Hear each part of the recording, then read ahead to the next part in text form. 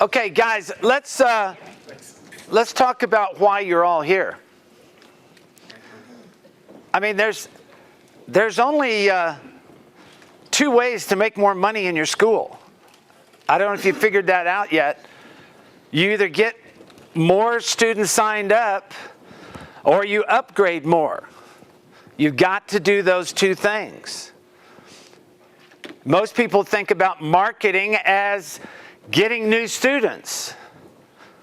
But you have to realize getting that new student is only about 20% or less of what amount you want that person to spend.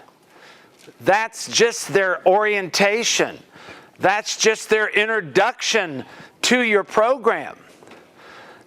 All that's going to cover is your advertising expenses at best. What you really want is to get them to sign up for your black belt or your leadership or your master club or black belt club or whatever name you call it. We call it leadership because that's what we're teaching them. It's black belt leadership. They learn how to be leaders. They learn public speaking. We have 8-year-olds that would stand up here in front and you could all hear them in the back. 8-year-olds. Parents are floored. But that's part of our leadership training.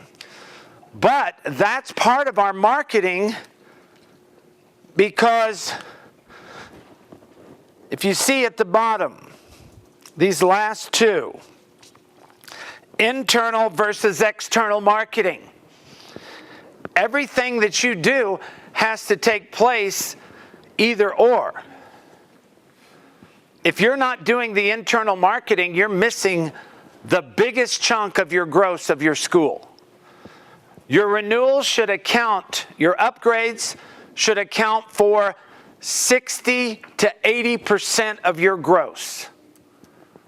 If your upgrades are not in that 60 to 80% range, then you have a serious problem at your school that you need to solve. And that means you're not teaching good martial arts to keep the students long enough to make them good. I see a lot of great instructors. I have a lot of my friends that are, were national or world champions or top competitors. And you can count on one hand how many of them are good school owners. Because most martial artists are one-dimensional. They think martial arts, and if you're good, they will come. But they don't care whether you're a world champion. That has never got me a student. Maybe that draw them to, world champion something. Okay, big deal. But when they come in, they've got to be impressed. You've got to get them excited. And most of the intros I see schools doing, because I work with a lot of schools, boring. That's internal. That's your internal marketing. Yes, we can advertise and get them in there. But we were talking, Master Oliver's talking about drinking from the fire hose.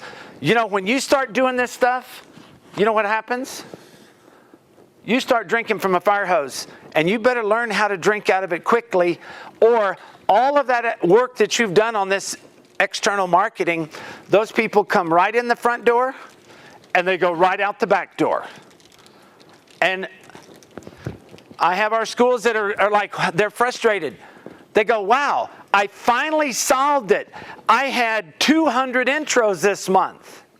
Or let's back it up. I had 200 appointments. How many in here have 200 appointments a month for your intro program? Out of that 200, it's normal to get about 100 to come in. What happens from that first intro to that enrollment process is the key. Keep good stats on those numbers. right? Because we can solve the problem quickly. You know, the problem when you lose a student, it's not one student. That's a small number. One number. But think of it in terms, we think of it in terms of $30,000. Each student in our school is worth $30,000. If we do our job, at $30,000 a student, how many new ones do we have to have? Not a whole lot.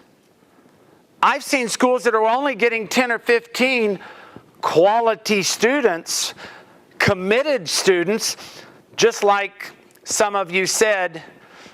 We did a big ad, got 400, you know, got these guys that are looking for a deal because they got a deal once, they want another deal. And so you give them a big discount and you get them in on a basic program. So what? How are you then going to get them to spend $25,000 for a black belt leadership program? Those are the ones we're looking for. Those are the ones you need in your school. Those quality leads. And you've got to go through a few people to get them. But what happens when they come in that front door, when you start tracking your stats, and we do all this, and we finally have solved the biggest problem, and I'll tell everybody that's the biggest problem, is for every martial arts school, is getting enough people in the front door to be successful. How many in here, if you had 20 enrollments every month, committed students, you can get an $75,000 to $100,000 a month gross. That's all you need. Some months you'll have 40. Some months you'll have 10. Some months you'll have 30. What you've got to stay consistent with is the process of when they come in, it's not over. What happens is we're the plate spinners. That's our job. We go out there and we try to get these people excited enough to come in and try one of our classes. The second thing that happens is they do one of our classes. How excited are they? Do they come back for the second class? I have some of our schools that we work with, and they say, I had 100 people come in on my intro, but I only enrolled 10. You know what I tell them? How would you solve that? You only got two solutions. You have two solutions. Get 200, and then you'll have 20. Or you've got to focus on where did you lose those other 90? How do you know? Did I lose them after the first lesson? Did I lose them on the enrollment conference? What was the problem? And so I have to know every situation. So we have to have not just stats, but when we pull up somebody who doesn't show for a second class, we have to know exactly why. So how do we find that out? We have to call them. We have to contact them. How many of you contact your students to reconfirm the appointments by email? How many do email? How many do text message? How many do phone calls? How many do all three? Now this is just to reconfirm the appointment. We make sure if we call them and we get them, then we're not going to text them and then we're not going to email them to reconfirm it. Because we had a voice, like a face-to-face almost on the phone. That's the kind of commitment you need. But how many times do you get them to answer the phone when you call? And how many times do we have to call to get them to answer? When you call them, don't leave a message and then call again 10 minutes later and call again and keep leaving messages. It sounds too desperate. But do call the morning of, late morning, not early morning. do call early afternoon if you didn't reach them. Don't leave a message a second time. And then do call them a little late afternoon. So you do try to make that personal contact. We always get contact information, email. Send them an email. A lot of people go by emails these days. So reconfirming those. Now, how do we know if we need to reconfirm, work on reconfirming or more, or do we have to work on the ones that come in, go to the second class? It's all in our numbers. If I have to know how many appointments I had. Out of that, I need to know how many of those appointments showed up for that first class. And then how many I showed up for the second. And then how many actually enrolled. Why is that so important? Because guys, if you're going to, let me tell you, this is not easy. If it was easy, every school would have 100 intros every month. But you know what? It's a hell of a lot easier than earning your black belt and becoming a great instructor. You can find people to help you do this easily. And they don't have to be good instructors to do it. How hard is it to find a great instructor in your school? Not easy. Keep those gems. But guess what? Those great instructors, they don't like to do this. They don't want to go to a fair. They don't want to go to the movie theaters. But guess what? It's part of our business. We're in the promotion business. We have to buckle down, and they have to chip in, and they have to carry their load. They have to realize that their responsibility as a good instructor is help market the school. They've got to buy into that. If they don't, then you sure as heck better have somebody that's out there doing that for you. I got tired of beating my instructors in the head. I went out and hired one. And all she does is market. How focused is she? Guess what? She has goals like my instructors have goals. But I have to pay her for that. Well, mark it up as advertising. But let me tell you, when you get one person focused, and I was lucky enough to find a mom who was a black belt, who had 2 kids that were black belts, that are great students. One of them's a great assistant instructor, and the other one is 13 years old, who could come up here and teach what I'm teaching right now at 13. Not only that, she's a great competitor. She just won grand champion and the big champion belt and won $100 at one of the regional tournaments up in University of Maryland. So these are people that are in our leadership program. We have 20 of those in our school because we have a whole pool of staff that we're constantly training. So if you don't have a leadership program in place, if you're not planting all these seeds, and yeah, she's 13 now, 15, she'll be on the paid staff. Her brother's 15 now. He's learning how to be an instructor. He's in an assistant role. He's in a paid position. Have these avenues set up. These are the people, those 20 people that I'm talking about. Guess who helps us when we go to the movie theater? Last summer, did everybody have the biggest summer of the last 5 years? We enrolled 120 in 2 months, 2.5 months, during that little summer time. 120 new students. We were going to the theater, and you guys got to see the videos of it, and I think we had a lag time in the showing of the movie in Australia. But one of the ways that we got everybody doing it, because I didn't want to blow this, because it had been a long time since we had the opportunity with the Karate Kid, not since one of the original Karate Kids, not since some of the Ninja Turtle movies when we used to have swarms of people coming in. Were we able to capitalize?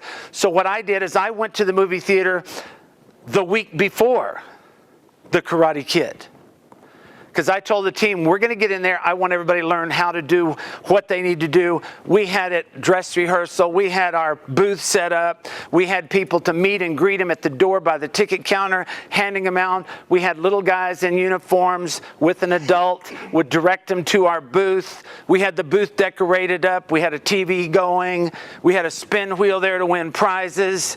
We had everybody in the movie theater, not the week before, but the week of, in our uniforms, including managers, concessions people.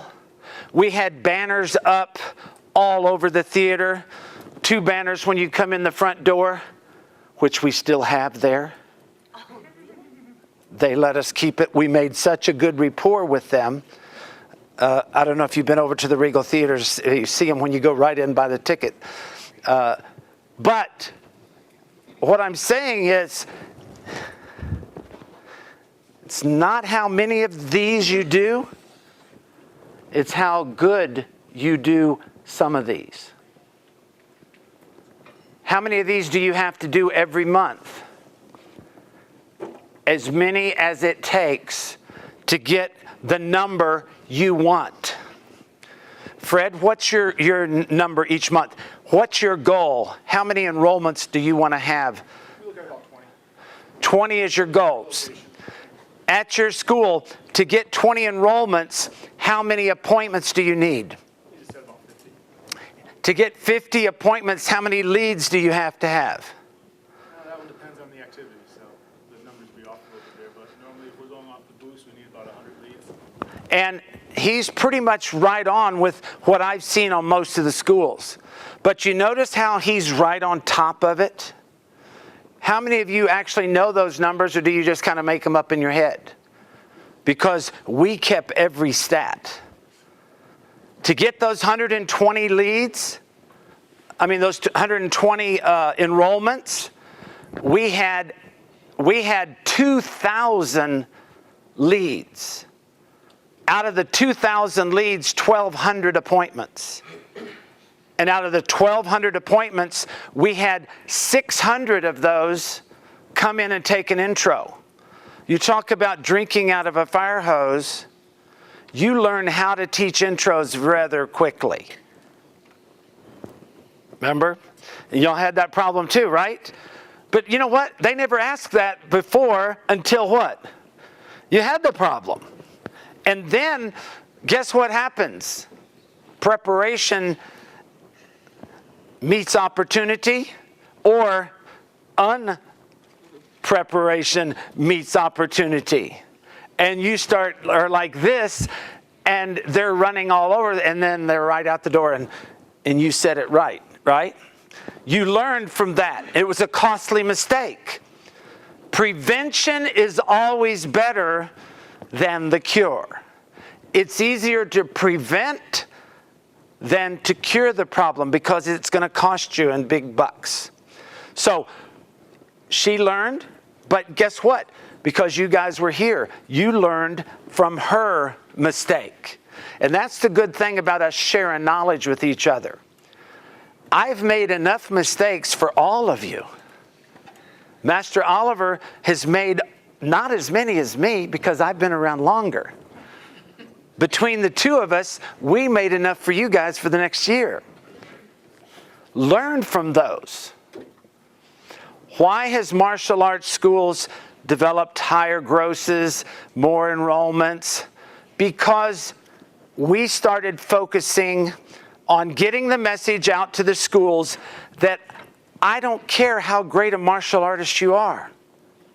Because usually, the greater you are, the worse your business is. So don't be too great. Keep a low profile there. Because most of those guys think because they were this or that, build it and they will come. Doesn't happen. But you know what? We're no different than any other profession. There's some great doctors who go into private practice, bankrupt. Happens all the time. Great lawyers, bankrupt. Because where is their expertise? The greater they are, guess what? They spent so much time getting great in medicine that they didn't learn any business. They were so great lawyer, such a great lawyer, that they never learned how to do the business of being a lawyer. Because some of the best law firms are started by the ones who aren't necessarily the best lawyers. But they're the best businessmen, so what do? They get the best lawyers in their group. They become very powerful. Anything sound familiar here? So we got to start thinking differently. We have to think in terms of the yin and the yang. Where did it all start? Guys, we're martial artists. We should know that better than anybody. That everything has to be in balance. When your martial arts is here and your business is there, tell me where that balance is. It's going to fall. So what you have to do is work as hard on your business as you have on your martial arts. And then you're going to be even more successful. Now, because we are martial artists first, businessmen second, that's always the way it's been preached. That's why we constantly, I'm as excited and enthusiastic about martial arts after 50 years as I was 50 years ago. And because I'm excited about it, I did it when I was making nothing. I don't do it for the money. I do it because I love it. But I love it even more when I'm making more money from it. I like to go ride my motorcycle and take time off because I have my staff in place. Because I train them to do the things that I want done the way I want it done. I can make a phone call in the daytime, and I do, and make sure that the little checklist of things are getting done. You don't have to be chained to your school unless you want to. And believe me, I wanted to for many years. I did. I was at the school 12 hours a day. When I ran the June reorganization, I pretty much 18 hours a day was doing karate. Because I was competing in kickboxing and the training there was a little more intensive. I was training 4 to 6 hours a day just in that, as besides running all his schools for him and training all the instructors and all the managers and Master Oliver at the same time. But have you ever had any of your staff say, "Oh, I'm burnt out"? You know what that means? They're not motivated. Guess what we have to do? Gosh, we have the business knowledge. We have the martial arts knowledge. Wouldn't that make it for a great school? Doesn't that sound like a perfect marriage? That's a perfect marriage in only one way. If that marriage creates a positive, enthusiastic attitude.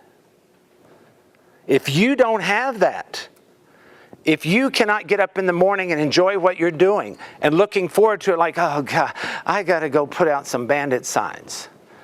I've got to go set up some rack cards." Well, guess what? I'm excited about that because I pick up the phone. Did you get those rack cards out yet? How many bandit signs did you put out? So you either do it yourself, which I've done, because you have to train your staff. I've cleaned toilets in the school. I still will do that. I change the toilet paper rolls when I'm at the school if they need changing. You've got to be prepared to do everything in your school if you want to be successful. If your staff thinks that you sit around and you're just pulling all the strings and you ain't doing it, then they ain't doing it. you've got to set the example. You've got to make sure you cannot be held hostage to your staff. Because if you have a staff member that is better than you at something, then you better get to learning. Because guess what? They're going to open up down the street. And they do it. Because once they figure out they know more than you, they're gone. They stay with you because they're learning. You've got to teach them martial arts, so they look up to you as their instructor. You got to teach them business, how to run a school. And I've had a lot of them go open their own schools. And guess what? I have no problem with that. Unless what? They're trying to take all my students with them and open right down the street. Then we're going to have a little problem. So make sure that you're not training your next competitor. Make sure you have a rapport. You have an avenue for them to expand, either with you as in opening another one of your schools, giving them an incentive, or giving them the opportunity to open their own school. Help them. If you do that, you will have staff with you for as long as you want them with you. And you will expand into a bigger organization. If that's what you want. Some people don't want that. Some people want to have their one school, successful, make enough money to enjoy life, do martial arts they enjoy. And if that's your goal, then do that. You see, that's what's wonderful about this country. We have the opportunity to set our own goals. So that's what you have to have a vision of. What do you see yourself in 10 years? Where are you in 10 years? Where are you in 5 years? And what steps are you doing to get there? You know, becoming a world champion in anything is great for 15 minutes of glory. As long as you're on top, things are going pretty good. When you're off the top, then all of a sudden, it's not so good as far as being a competitor. But the most important thing is how you got there. If your school closes tomorrow, but you're the one that built it up to success, but the hurricane comes in, right? New Zealand blows it away. You can start over because you have it here. If you know how to become successful in one thing, I don't care what it is, you can apply that same success formula to something else. That's all I did with the business side. I started running the school business like I did when I trained to become world champion. And I had goals set that were, I was progressing up through those levels. I then turned that into our martial arts business field. I still was able to do my martial arts training and train other students, other black belts who loved martial arts. I'm telling you all this because giving you all of these what to do's without the energy, the enthusiasm, without getting your butt out of the school, these things won't happen. You have an opportunity in your school. You have labor intensive, or you have something that's going to cost you more money. Usually labor intensive doesn't cost much, or might be free. Costs more, not much effort. You follow me? Toby has some great marketing, direct mail pieces, get it all stamped, done for you. You pay a little bit more when you do it, or you do it yourself and stamp it yourself and do the envelopes yourself and print them out yourself. Get your own cards printed up. He has them done so cheap now that time-wise, it's a good investment. The marketing stuff he has is a great investment. You guys that are here have separated yourself from the other people in the martial arts industry because you're here because you have a goal. Your goal right now from coming to this might be learning how to get more students to come into your school. But I'm telling you what you have to do is to take that and learn how to take those students coming into your school to stay in your school long enough to experience the real benefits of the martial arts, which is black belt training. How many of you in here, by the time you got to first degree, you realized that your martial arts training was just starting, not ending? Well, that means you had a great instructor, because your instructor instilled in you that that was the beginning of your training, not the end of your training. That's what you have to instill into your students. That's how we're able to sign them up for a second degree program. We can sign them up for a 6-year program. They're willing to invest $25,000. As Carol saw, they didn't blink an eye when they came in to do the finances, and we had already taken them through about 6 steps of our renewal process, and we told them what it was. We gave them a choice on some payment plans. The one they elected was $8,000 down, and then they were going to pay the balance over the next 3 years. It was a 6-year program. But that doesn't happen just because we present the payment plan like that. It happens because we took a personal interest in that family. And it's not one student that you have to take a personal interest in. It's their family. You have to make sure that that person, that you get to know them. You have a short window to do that. They're signed up for a year program. We try to get them on black belt training and committed to our leadership within 60 to 90 days. The ones who don't get it in that 60 to 90 days, we will follow up and close in the next 30 to 60 days. If they don't close in the first 6 months, 90% of the ones you do not upgrade in the first 6 months will not upgrade. 90%. So you have to get them in the beginning. But you have to be serious about what you're doing. And the reason I'm saying that is because once you start doing this and people start coming in, your school's not going to make that much more money unless you're upgrading them.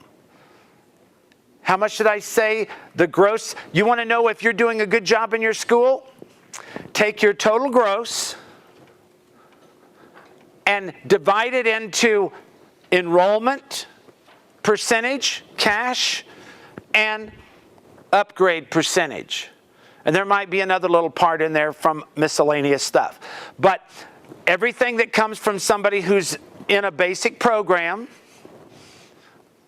how much cash is that? Monthlies and down payments and everything that you got, not just this month, but year to date. Then take how much monthly payments, down payments, and everything that came from upgrades. And if your renewal upgrade is not in the 60 to 80% of your gross, then you're leaving money on the table because you're chasing those people away faster than you're upgrading them. You got to keep them in the program. Some best instructors run them out because they want to make them so good so quick. How good do you need to make the student? Anybody? How good? How good do they need to be? Better than you? Well, we don't know how good you are, but we'll take that. How good do they have to be? You know how good they have to be? It's real easy. We have to make them as good as they want to be. But we have to inspire them, not teach them, inspire them to want to be better. That's your goal. A good instructor teaches. A great instructor inspires. They are so inspired. I've been fortunate enough that I've had 50 or more of my black belts who opened their own schools because they were inspired not just by becoming a black belt, they were inspired so much that they wanted to make it their career. That's inspiring your staff. That's inspiring your students. And when you can inspire them like that, you can upgrade them. And they will pay based on the value of what you're teaching them. If you're teaching kicks and punches only, and how to fight, and how to do forms, and how to do weapons, then you need to not be charging them that much. But if you're going to give them a personal development program, a character development program, then you should be charging private school tuition, not public school freebie subsidized tuition. Understand the difference? Because the parents know. They know the difference between private school value and public school value because a lot of them spend it. Even when their tax dollars have already paid for the public school, that would be like us saying, look, Joe Blow has a free school down there, but I'm going to come to yours because I want my son to have something better. When you have that, you're going to capitalize on this. Let's go through these one at a time, just to give a quick overview, because bandit signs, how many are doing bandit signs? You know, people do those, they quit doing them. What are bandit signs? Those little real estate. You know, bandit signs and... Bandit sign is the little, you know, like the same things you see for political signs, and they stick them in the ground, you know, free 2 weeks and karate and whatever you want on it. They're called bandit signs because they're illegal and we don't care. Now, we don't say bandit signs in front of our students, and we don't say, oh, did you see one of our bandit signs? You know, we just say, did you see one of our signs when they come in? Because we track those. Now, the thing about bandit signs, and about any of these things that we do, you know, every one of these has been a home run for somebody. You know why? Because they did it the right way. Who was it, yours? Whatever you did it the right way. Somebody else will go do it and it won't work. You know what they say? It doesn't work here. It's not, we found it doesn't matter about the area you're in, anything. It depends on how you do it. How you, bandit signs, well, how much is it to that? Well, believe me, I found out a lot about them. Because we started monitoring where we put them. We tracked how long they stayed in the ground. We tracked where people came in from, what area were they, when they came in, were they by those signs? Did they see one of our signs? Are we putting them by shopping centers? Are we putting them by schools? Are we putting them at high trafficked intersections?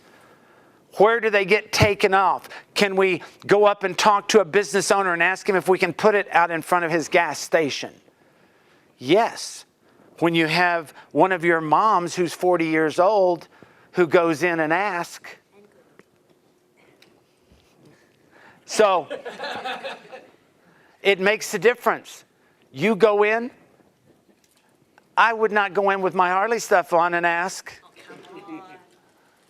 Unless I was in front of the Harley dealership. Then I'd put that on. So anyway, think in terms of what we're talking about here. You might have tried these before and they didn't work. Remember, it's not that they didn't work. It's that you didn't work it correctly. How about rack? Before you move past that point, you know, Toby was mentioning to me the other day, you know, some of the bizarre things we have, like with the print on demand stuff, is people want to be able to print 200 rack cards. Now think of that number. somebody was calling the other day, well, why can't I only get 200 of them? Well, what the hell are you gonna do with 200? I saw the order go through and I hit my head against the brick. Yeah, I mean, I've never ordered anything in less than lots of like 10,000, right? And what happens is, and you know, flyers, we order 100,000 at a time a lot of times. I mean, it's sometimes it's you like do some little effort real timidly, and it's kind of like you trained in Muay Thai for 10 minutes once a month for 5 years and concerned that you didn't get any results out of it. Well, you just got to have realistic expectation. It takes a lot of volume of this stuff. How many bandage signs do you have out at one time? 200. See, I mean, to give you an idea, how many rack cards at one time? Our goal is 200. Yeah. We have 150 out now. Yeah, and I've been telling you, right, 400. I mean, That's see, you don't go put like 5 little signs. Oh no, that's cards. Oh, you meant the whole. The whole- No, Yeah, the it's the holder, rack, yeah. the holder with them in. Now, how you do these rack cards? Now, lead boxes. Man, anybody done lead boxes before? Holy mackerel! You go through 1,000 of those, get one appointment. I just want to ask a quick question on bandit cards. Is that good? Bandit signs? If I was going to do those, the bandit signs, if I was going to do those, I would think of putting my logo, my phone number, my web address. Am I missing anything on that? Free something, Right, okay. free lessons, 2 weeks free. Call. question yourself, perfect. and question yourself on the first thing that you said. What Yeah, the your hell does logo. your logo mean to your customer? Yeah. Well, our logo is actually a kicker, so picture means says 1,000 words. Yeah. They say That's good. correct. If your logo is your name, put your name on it if you want to. But make sure it's about that little bit in the corner. We got a guy kicking, so that's saying correct. Yeah, you want an action thing, and we put a little kicker guy on it, and then we're gonna have a phone number, or we also have our, we have freekarate.com. They go there, it'll route them to the right place, give them all the information, go to website, capture their information. Watching the big advertising stuff that's coming in on radio, they're mostly putting phone numbers and they're putting toll-free, recorded messages. See, so now don't put your website if it doesn't capture their information. No, my advertising would say correct. And Toby is a genius at that. Boy, don't ever opt in on anything he ever does, because you're married to him for life, because he will be hounding you you'll be getting dripped on for the rest of your life. But that's what you want to do. That's the purpose of doing those kind of things, because guess what happens with those? Just like when you did the lead boxes, what happens with the lead boxes? You sit there and you call those, and we used to have one person just call them, and they would call them, and they would call them, and it was a lot of work for a little bit of work, It kind of reminded me of eating crabs. A lot of work, but not much results. But some people like crabs. But with the lead boxes, what is the advantage of the lead box, Craig? Where you get their information. That's the key. If they fill it out right, now we can drip on them. Now we can really take advantage of them. We don't have to call 100 of them. We'll go through them and call them a couple times, but we're not going to kill ourselves. I'm not going to call them 20 times, but we'll call them a couple of times, leave a message once. But we are focusing on the rack cards with the lead boxes, which I was skeptical of, but And it takes no more effort, it takes less effort to put a rack card in the lead box, and now they're calling you, and so you've got a good lead to call you, you don't get nearly as many leads. And make sure on your rack cards, Toby's got some good print-on-demand stuff. I mean, he can really hook you up with cheap price. I mean, the full color, too. And you saw some of the stuff on the table back there that I think that y'all had done, y'all had printed on. It does seem necessary to change it every couple months at the worst. We have four different sets of rack cards, and we change them every 3 months. Or 2 months. No, actually, every 2 months we flip them. Yeah. How far out from your school do you place them? How many miles? It depends on your demographics. In our area, we'll hit about 2 to 3 miles.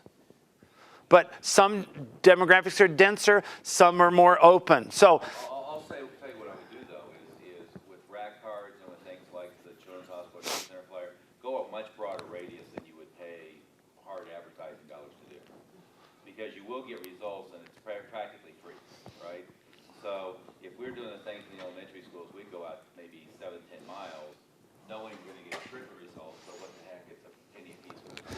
Now, Same thing with rack cards, $2. now, One out, worst case. key on the rack cards. Key on the rack cards. Don't just set one in there. Try to talk to the manager. Try to make a personal, introduce yourself. We're our business down the street. Do you have anything of your business? A lot of the reason I came in is because we had some of our students that said that they frequent your business quite a bit. So if you have something you'd like us to put at our school, we'd be glad to put it for you. If you have a brochure or if you have a display. That was actually, I think, the best answer to Mark's question. By the way, if you didn't hear it, Mark's question was how far of a radius do you go out? I think the only answer to that question ever is where do your customers go? Yeah. Where do your best customers go hang out, shop, go to the movies? That's where you go. And when you run your demographics of your current students, how far do your students come from? That's what you go by too. And you have unique situations. You have highway and river. They won't come half a mile this direction, but they'll come 20 miles this way. Around here, our rule of thumb is if it's a school on this side of town, we can go 25 miles up in the mountains. Because like where I live and everybody beyond me, they have to come down here. So they come down to that Colorado Mills Mall, but they won't go the opposite direction, right? I used to live a mile down the highway from where I'm at now. Never went into Evergreen. I would go 15 miles that way. Can you hear me? A mile the other direction. But let You me turned on? ask you. You turned on? No, let me ask you two questions. Yep. Wrap this in 15 minutes or 45 after lunch? I think this is meat. I don't think this is dessert. I'd like to talk a little bit about, because you know what, you guys, I would venture to say that there's not anybody in here who hasn't they're going to see something on my list and go, oh, I never heard of that. Yeah. Except maybe you were the bandit signs, right? But most people are going to go, yeah, I did that, tried that. See, it's not that I tried that, I did that. It's obviously I did it wrong. You know, and the more urban version of bandit signs is doing the 11 by 17 or a little bit bigger posters. And you'll see everywhere they have posters, like concerts and shows and clubs, you can just put posters up there. And so that's the iteration. I did that all around town. So what I want to do, and I wanted to, that's why Master Oliver was stealing a little of my thunder, because I wanted to, as we go down and hit each one of these, I wanted anybody who had a home run on one of these to tell us what they did, because that's what makes the difference. Yeah, it wasn't me, it was Paul stole all Yeah. your thunder. But on these, I'm going to give you my little pointers too. Let's do this, and let's break for lunch on time. Okay. And then let's go back to the topic when we get back from lunch.